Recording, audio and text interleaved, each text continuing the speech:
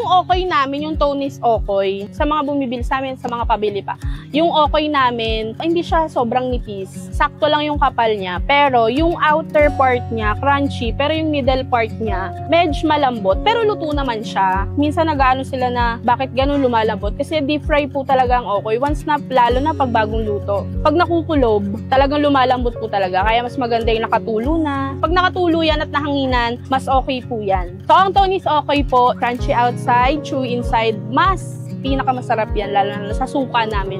Pag binuhusan nyo yung suka, dinip nyo yan sa suka namin. Suka namin the best talaga. Panlalabang ko yan, promise. Pag ganyan kasi typically lagi sa akin tinatanong anong pagkakaiba ng okoy namin sa okoy nila. Sa masabi ko lang talaga, iba-iba kasi talaga yung okoy namin. So usually talaga sa lasa tsaka sa suka. Pero yung ingredients namin, same lang. Sa lasa lang talaga tsaka sa pagkutungo mo sa mga customer, syempre. Tony's okoy, ang pinakamasarap na okoy sa buong Malabon.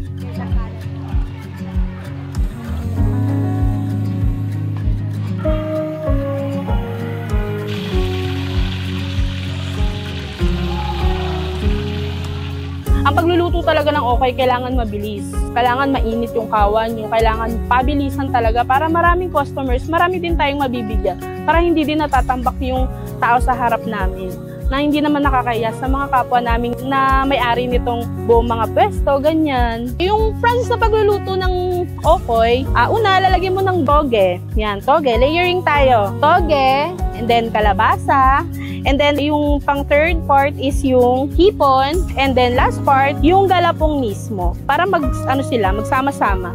Pag hinulog natin, all together.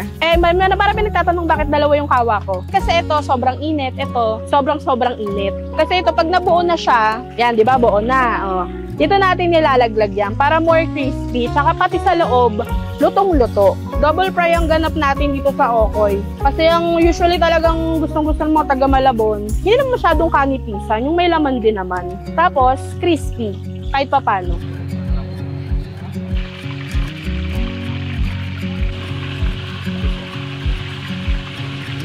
Regards naman po sa kinakamay, malinis po ang kamay ko. Ganun po talaga kasi ang proper na talagang pagluluto ng okoy. Kasi pag nag-gloves po, sobrang init po dito. Matutunaw po, na-try ko na kasi nagbabasa po ako ng mga comments. Nag-try po ako. Pero natunaw, dumikit sa daliri ko. Nagkasugat lang ako, kaya hindi ko na siya inulat. Pero malinis naman po ang kamay ko habang nagluluto po ako ng okoy. Kaya don't worry po. Siyempre, hindi ko po kayo masisisi kung may mga tao talaga na ayaw na kinakamay. Kaya pasensya na din kung ayaw nyo. Pero ngayon, ganun talaga yung pagluluto ng okoy namin dito sa Malabon.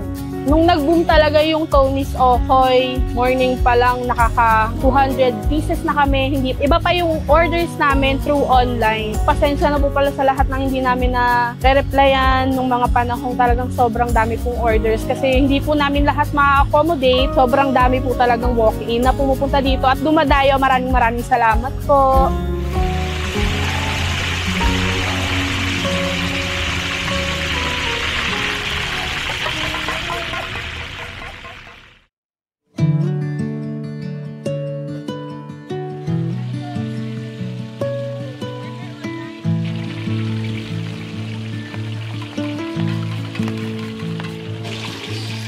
I am Lyra Lutaw. Ako po ngayon na nagmamanage ng Tony's Okoy, kasama po ang asawa ko. Nag-start tong Okoyan since 2006. Luma pa po yung palengke na mo kami sa baba. Kami po yung pinakabungad. Tapos third generation na po kaming humahawak nito ng asawa ko. So far po, okay naman. Bless us Lord. Okay naman po ang negosyo. Minsan matumal, part ng negosyo, pero laban lang.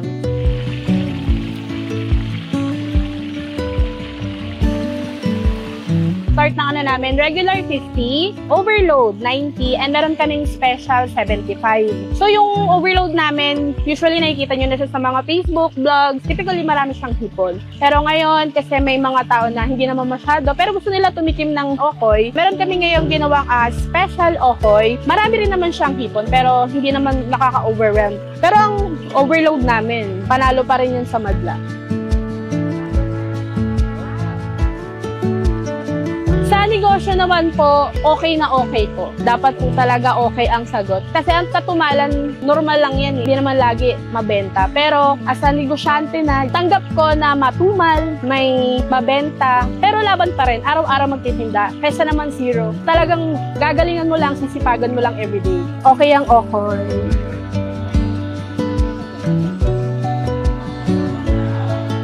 Dati, hindi naman kami nakakahawak ng sobrang laking pera. Pero ngayon, nakakapag-ipon na kami. So, ngayon, Evil Eye, nagpapagawa kami ng bahay. Thank you, Lord.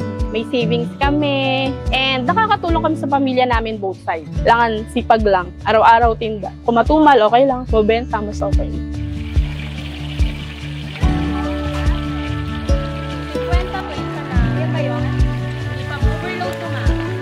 Punta po kayo dito sa Concepcion Public Market. Tapat po ng simbahan, papasok po kayo sa Eskinita. Makikita nyo po ang Tony's Okoy. Open po kami 8 a.m. hanggang 8:30 p.m. Nag-adjust po kami ng time kasi po minsan gabi na pumupunta yung mga tao. Punta po kayo dito. May tinda po kami everyday. Maraming salamat po sa inyong lahat.